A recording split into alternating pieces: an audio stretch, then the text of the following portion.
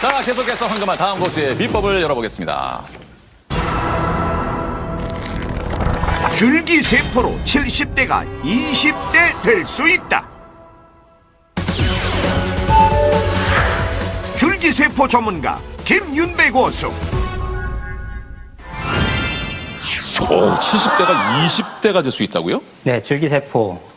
여러분들 좀 생소하진 않죠? 많이 들어보셨어요, 그죠? 네. 줄기세포라는 것은 우리 몸에 세포를 공급해주는 엄마세포예요. 그러니까 사람은 자식을 낳을 때 이제 새로운 개체를 이렇게 자궁을 통해서 키워서 내보내주는 방식인데 세포는 네. 하나가 두 개로 이렇게 분리되는 방식입니다. 그 원천 세포가 이제 줄기세포가 되는 거죠. 아하. 이 줄기세포라는 것은 우리 네. 주변에서 쉽게 볼 수 있어요. 여러분들이 만약에 칼에 베었다 주방에서 네. 그러면 2주가 지나면 딱지가 떨어지면서 다 복구가 되죠. 네. 줄기세포가 하는 일이에요. 여러분들 피부가 굉장히 좋으신 우리 안선영 씨 같이 이런 분들 계시죠?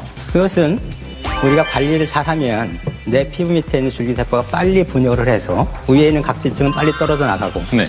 빨리 재생이 일어나면 부들부들한 아주 여린 어린애 같은 세포가 되는 겁니다. 예. 우리 몸 전체에는 지금 줄기세포 어디에나 존재를 합니다. 물론 그 양의 문제가 있어요. 어렸을 땐 상대적으로 많은데 나이를 먹어가면서 굉장히 수가 적어져요. 줄어들어요, 점점점. 그러니까 충분히 보충을 못 해주니까 우리가 노화가 이제 눈으로 보이게 되는 그런 것이고. 예. 그러면 우리 지구의 지구를 거꾸로 돌릴 수는 없어요. 다만 생물학적인 나이. 생물학적인 시간은 거꾸로 돌릴 수가 있을 거라고 생각을 하고 최소한 거꾸로 돌리지 않더라고 하더라도 시계를 늦출 수는 있다. 이미 아시다시피 일본에서 야마나카 교수라는 분이 우리 체세포를 그냥 우리 피부세포를 떼서 네. 시계를 거꾸로 돌렸어요.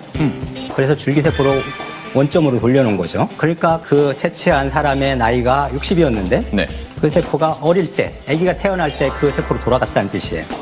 실제로 저희는 이제 동물을 가지고 연구를 하는데 사람으로 치면 90세가 되는 그런 늙은 쥐. 이제 앞으로 두세 달 후에는 죽을 만한 그런 쥐예요. 옆에서 건드려도 물 생각도 안 하고 귀찮다고 아무 움직이지도 생각이 않고. 없어요. 네. 거기다가 줄기세포를 이식하면 젊은 쥐보다 수영을 더 잘합니다.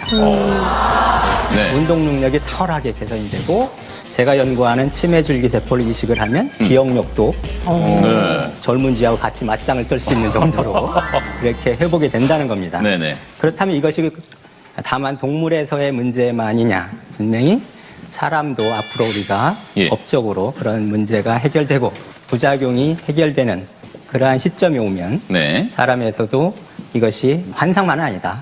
분명히 이루어질 수 있는 네. 가능성이 있는 기술이다. 이렇게 제안을 드리고 싶습니다. 그러면 직접 쥐 대신 제가 거기 들어가 있으면 안 돼요? 맞습니다. 아직은 뭐 젊으시니까요. 근데 실제로 그러면은 좀 연세가 드신 분이 직접 줄기세포 치료를 받아서 젊어진 사례가 있습니까? 나라마다 그 법이 약간씩 다릅니다. 우리나라에서는 허용이 안 되는 예. 그런 법을 갖고 있어요. 다른 나라의 사례는 다만 다른 어땠나요? 나라는 그렇지 않은 나라들이 또 많이 있습니다. 예, 예. 실제로 캐나다의 억만장자인 패션 디자이너 피터 니가드라는 사람이 있는데 예. 이 사람의 나이가 이제 70 정도 됐는데 이 사람은 지금 줄기세포를 계속 맞고 있어요. 돈도 있겠다 해서 맞고 있는데 한 4년 정도 맞았다고 합니다. 네. 그래서 마이애미 대학에서 그 사람의 근육을 검사를 해봤더니 실제로 근육세포가 젊은이들처럼 돌아왔다. 점점 돌아오고 있다. 이런 식으로 해석을 했어요. 대학교에서. 교수님이. 그런데 이제 저희가 이제 연구를 하다 보니까 저것은 회춘을 한 건 아니지만 노화가 지연되고 멈췄다. 어느 정도는. 네. 그렇게 해석을 할 수 있겠습니다. 아니 근데요 저는 예. 이제 나이가 저도 뭐 어느 정도 이렇게 되니까 제일 걱정스러운 게 치매 없이 살다가 갔으면 좋겠다는 생각인데 그 줄기세포로 치매 없이 잘 늙어갈 수 있게 이렇게는 그런 방법은 없나요? 네, 저희가 연구하는 주 테마가 치매 줄기세포 치료입니다. 그래요? 이제 동물에서는 엄청난 굉장히 좋은 효과를 보여줬고 예. 앞으로 이제 사람을 대상으로 이제 검증이 되면 치료가 될 수 있는 그런 겁니다. 그래서 이 줄기세포가 실제로는 이제 치매뿐만이 아니고 뇌질환에 적용을 할 수가 있는데 다른 뇌질환에도 소아 내성마비 또는 파킨슨병, 루게릭병 뭐 이런 것들도 이제 효과가 좋게 나오고 있고 특히 뇌출혈이 일어나면 우리가 응급실에 실려가잖아요. 119를 네, 통해서. 네. 가서 3시간 이내에 이 혈관을 뚫어주지 않으면 이제 반신불수가 되는 정도로 이렇게 되는데 물론 아직까지는 동물 실험 결과지만 줄기세포를 그때 혈관 뚫을 때 주사를 하게 되면은 뇌경색 면적이 10분의 1로 줄어들어요. 그러면 사람인 경우라 그러면 아직은 성급한 판단이지만 네. 반신들 불수가 될 수 있는 사람이 걸어 나올 수도 있겠다. 이 정도의 효과를 내고 있습니다. 아, 그런 예측이 가능합니다. 동물에서. 양재진 교수님, 뭐 또 다른 질병에도 이렇게 적용이 될 수 있습니까? 실제로 지금 그 임상 연구 중에서 삼상 연구, 그러니까 마지막 연구를 진행하는 걸로 알고 있는 게 이제 척수 질환이죠. 네. 그러니까 척수 손상 질환.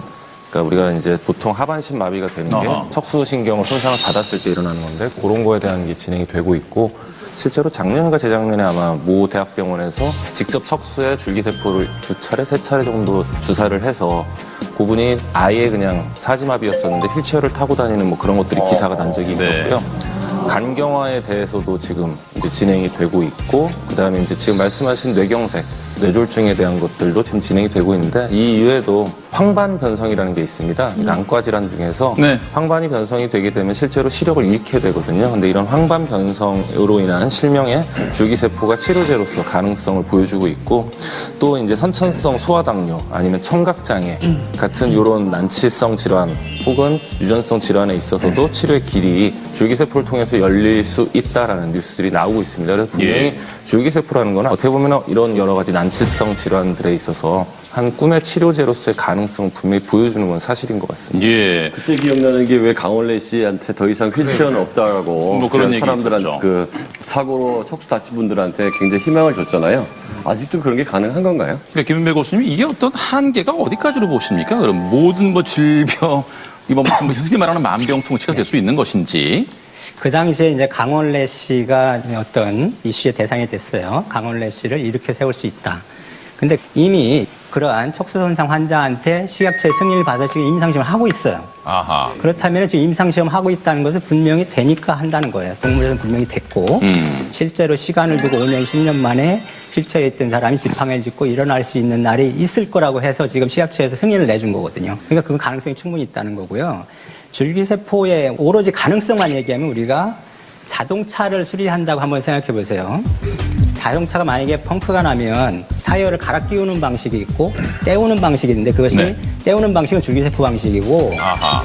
타이어를 갈아 끼우는 건 장기 이식 방식이에요. 만약에 콩팥이 망가지면 콩팥 이식 많이 받잖아요. 네네. 실적으로는. 예. 그다음에 심장도 이제 돼지 심장으로부터 얻으려고 지금 하고 있어요. 그러면 만약에 뇌가 망가지면 뇌를 바꿔 끼면 되죠. 그죠? 자, 그러면 뇌가 망가지면 그게 안 되니까 그것은 줄기세포라는 거예요. 뇌를 바꿔 낄 수가 없으니까. 그래서 우리가 오로지 가능성만을 가지고 한다 그러면 우리가 앞으로 무궁무진한 그런 응용 가능성이 있는 것이고 예, 여기에 예. 희망이 있다고 생각을 하는 네. 겁니다.